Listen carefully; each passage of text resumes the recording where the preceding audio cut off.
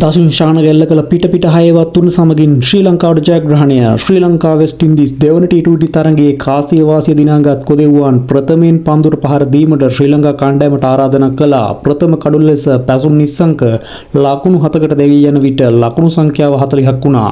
පැතුම් නිස්සංක දෙවී ගිය වහාම නැවතත් පෙරහැරක්සේ ලකුණු 31ක් ලබා සිටි මෙන්ඩිස් දෙවී ගියා. ඊළඟට පැමිණි පවන් රත්නායකට ලබා ගැනීමට හැකි වූයේ 1 ලකුණක් පමණයි. ඉතා අසීරු තත්ත්වයකට ඇදවැටුණු ශ්‍රී ලංකා ඉනිම ගොඩනැගීමට කමිල් මිෂාර සහ උපනායක කවිදු මෙන්ඩිස් සමත් වුණා. කවිදු මෙන්ඩිස් දෙවී යන විට ලකුණු පූර්ව 88ක් ලෙස දිස් වුණා. කවිදු මෙන්ඩිස් ලකුණු 24කට දෙවී ගියත් කමිල් මිෂාර පිට හයවත් තුනක් සමග නැවතත් ඉනිම ශක්තිමත් කිරීමට සමත් වුණා. ඊළඟට පැමිණි දසුන් ශානක සමග එක්ව කමිල් මිෂාර ලකුණු 167 කරාගෙන ගියා. එම අවස්ථාව වන විට කමිල් 55ක් සහ දසුන් 44ක් ලෙස ඔවුන්ගේ ඉනිම ශක්තිමත් කරගත්තා. පිට හයවත් තුනක් එල්ල කර දසුන් ශානක ලකුණු 58කට දෙවී ගියා. දසුන්ගේ දෙවී යන විට පන්දු වාර 20 අවසානයේ ශ්‍රී ලංකාව ලබා ගැනීමට හැකි වූ ලකුණු 194ක් පමණයි.